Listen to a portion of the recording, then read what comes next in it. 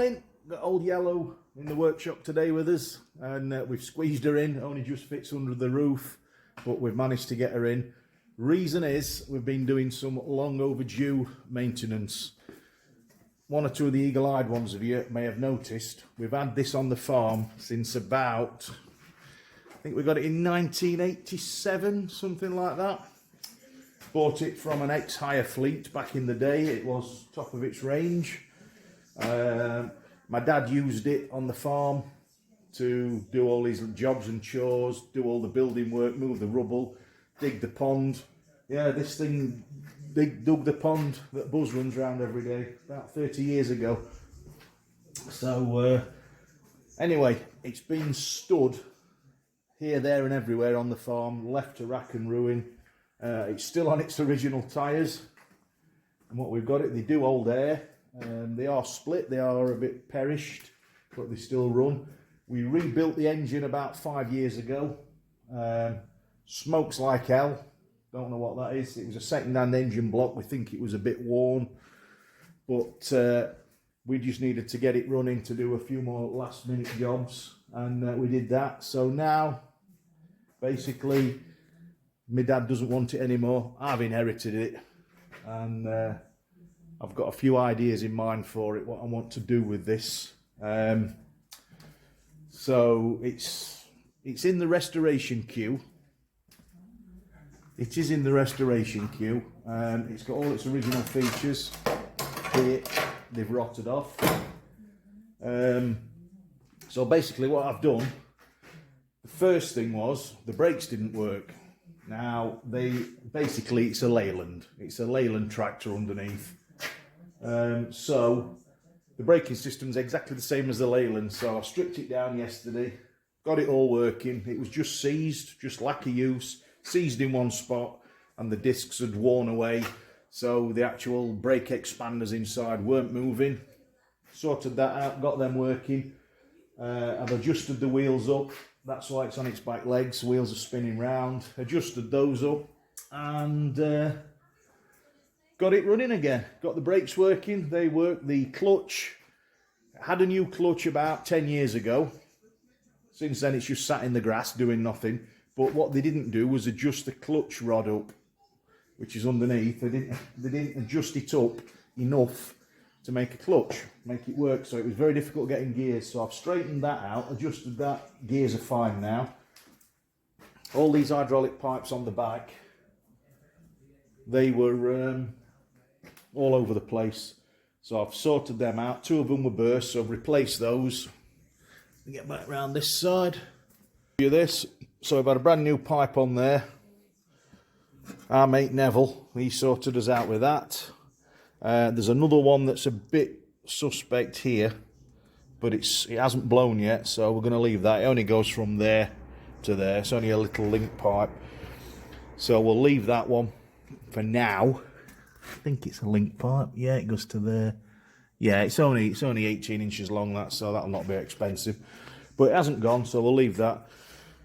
Like I said, adjusted the brakes, done the clutch, and I've deployed 3 cartridges of grease all over it. 3 of them in the grease gun.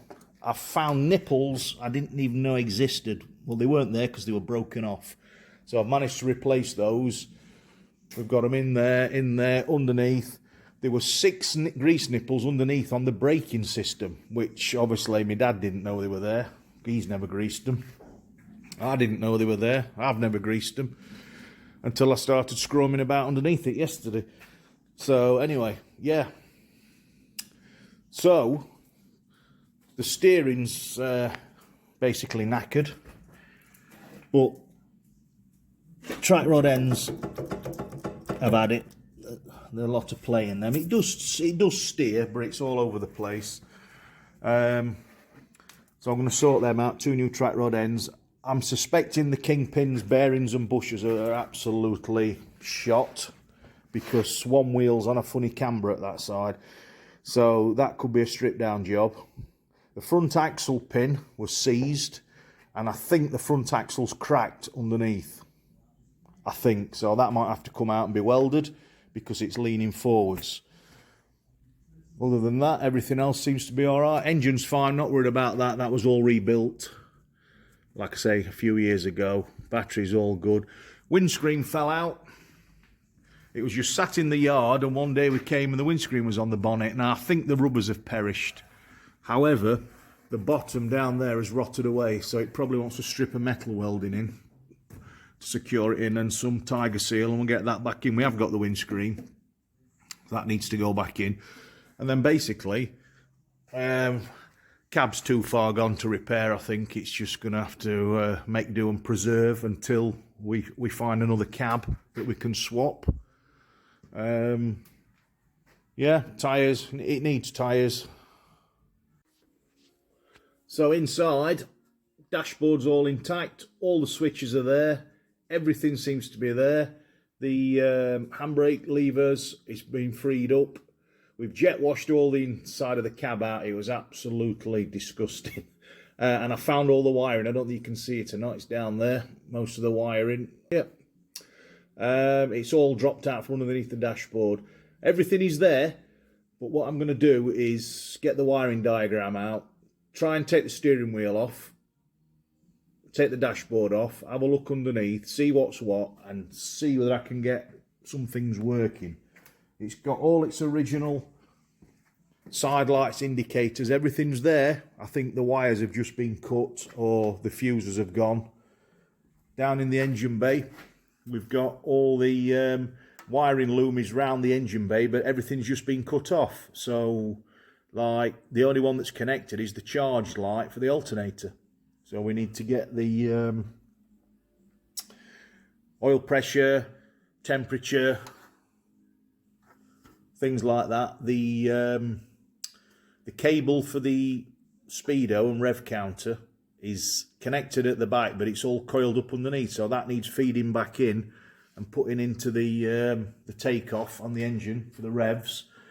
We can get that working again. You know, it's got all its original lights underneath. They're all there, they're wired up, but they're all just cut off inside the cab, so, you know, they could all be connected back up. Hooter's there. That's still got its wires on, you know, little things like that. We're just going to go around it, see what we can without spending a fortune, see what we can get working and what we can't get working. On the back boom, the back hole loader,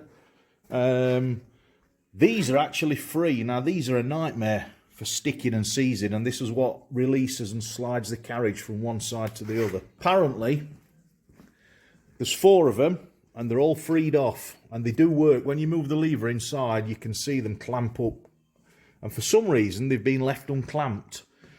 So I'm going to cake all this in red diesel and grease and hopefully get it sliding again backwards and forwards and see what we can do. Just found another grease nipple I didn't know existed just there for the king post. There's one at the top which I've greased, but I didn't see that one, so we'll get the gun back out. On the back boom, yeah, it's pin after pin. This one, spent hours looking for the grease nipple. It's an internal concealed pin. Then I found this little bad boy here. Put my hand up the back, and there's a cable goes all the way up to that pin, so you grease it from there and you can hear it squelching out up there. So that's all good. All the other pins have been done. We've got, on this side here, we've got grease nipple there, which is okay, grease nipple there, which is okay. That one for that pin has broken off. I've got to retrieve that one. And this pin here on the end. Oh no, that's got one in, sorry. I've done that one.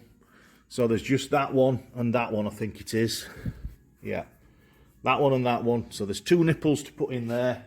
And that is it. Everything's been replaced then. So, yeah. Oh, and we're going to, the door slider mechanism at the top has rotted away from the cab. So I've got to make a plate and try and just rivet it on, just so when you slide the door it doesn't fall off. Little things, you know. Other than that, and the main reason is, what I'm going to try and do is I'm going to try and fabricate some sort of headstock take the bucket off and fabricate some sort of headstock to go across here, and basically put a bale spike on it. Then it can be a bale loader, because we don't do any digging anymore with it. So I thought it can be an all-terrain bale loader. Put it to some use. So that's the plan. Get some sort of headstock made, whether we can find a scrap bucket or not, and actually get the gas axe and cut that off there, so all that's made for us, and then weld some sort of headstock onto it. I don't know, it's a plan. It's a project, but the first thing is we've jet washed it all, inside and out, underneath and everything, greased it all, and we're just going to address anything that we can mend that's not going to cost an absolute fortune, you know, in a spare time, and get it running. Engine oil, you can drink it, it's like clear honey, so all that's been done. Gearbox is fine, back end hydraulics are fine. The hydraulics fluids has got a little bit of moisture in it, condensation and water, so that could do with a flush, but that's about it. So I'm going to crack on and see that I can sort some little electric things out, see what I can get working and what I can't get working, get some fuses out, get my tester, see what's live in the dashboard on the fuse panel, and see what we can bring back to life. Because I've run out of grease, I've used it all. Right then, a few choice words later, and I managed to get the dashboard out. I'll just show you. So, didn't have to take the steering wheel off because it was already split at the front, so somebody's lights parted it and prized it off. So I worked it off, we've got it out, disconnected all the wiring loom, and I've got the switch panel. Three out of the 4 switches seem to switch, but the other one seems to be internally broken. And I've just got the fuse panel, and I've rewired it all. It was all over the place. Put some clean fuses in, rewired that. This is basically the power to switch circuit. That one goes up to the back of the dashboard, typical Leyland plug. That's the indicator switch, left, right, centre. These are the 3 multi-plugs into the loom. That multi-plug there, the red one, goes up the side of the cab, which I believe feeds the top spotlights, number plate lights, etc. And that is it. I've got a mystery cable there, but it's black, so I think it's an earth. I've got a mystery purple. The only place it can seem to go is opposite side of the hooter switch, which is there, which doesn't work. I've got this one here which is broken off, and that should be soldered onto that light switch there. I need my soldering iron for that. And then the only other mystery one I've got is that one, which is broken off, and I believe it goes on the back of that, which I believe is another indicator switch. Don't know why it's got 2. I'm going to probably split that insulation tape and follow those cables back, and I reckon they go to there. I reckon somebody's joined that on at a later date, because it doesn't make any sense, that one. Anyhow, that's it. Need my soldering iron, need a bit of brake cleaner to clean the cables up, but the majority of the work is done. That one I've left because all I can work out that one does is feeds the rotating beacon on the roof. So that's it. I'm off home now. That's where we're at. I'll put that back in the morning and we'll give it a whirl. That cable there is the charge light indicator. Goes all the way to the alternator. Job's a good one. So I'll get this cleaned out in the morning. Wipe the steering down because it's covered in oil. And we'll get the dashboard fitted back in. Hide the wires away. Put some power to it and see what works and what doesn't. I'm not holding anything out, but I think the side lights indicators might light up, but the top lights up there, they've had it. They've absolutely rotted away. I've got wires hanging out the back, so there's a bit of a loom hanging down there. So I think there was a number plate light, 2 spotlights in the back, rear wiper motor, or did it have a rear wiper motor? I don't know. Front wiper, yes it did. Rear wiper motor, front wiper motor and beacon. Very basic electrics, but we'll see what we can get working tomorrow.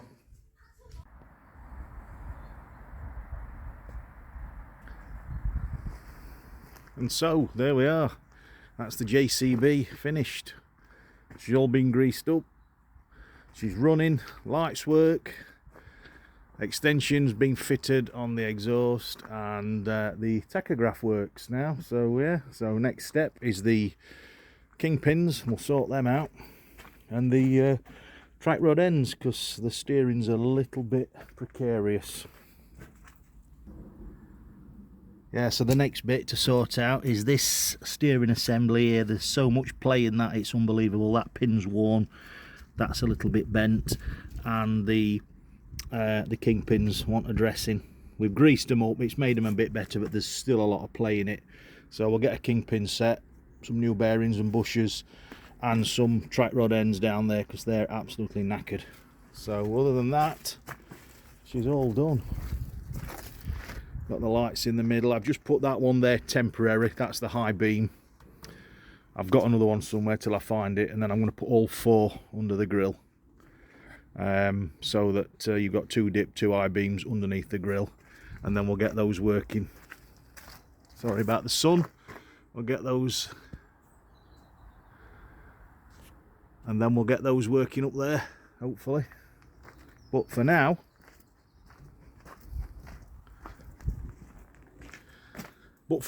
that is it. She's done. Back in the yard. So yeah, I hope you enjoyed that video. Thanks for watching, and yeah, see you on the next one.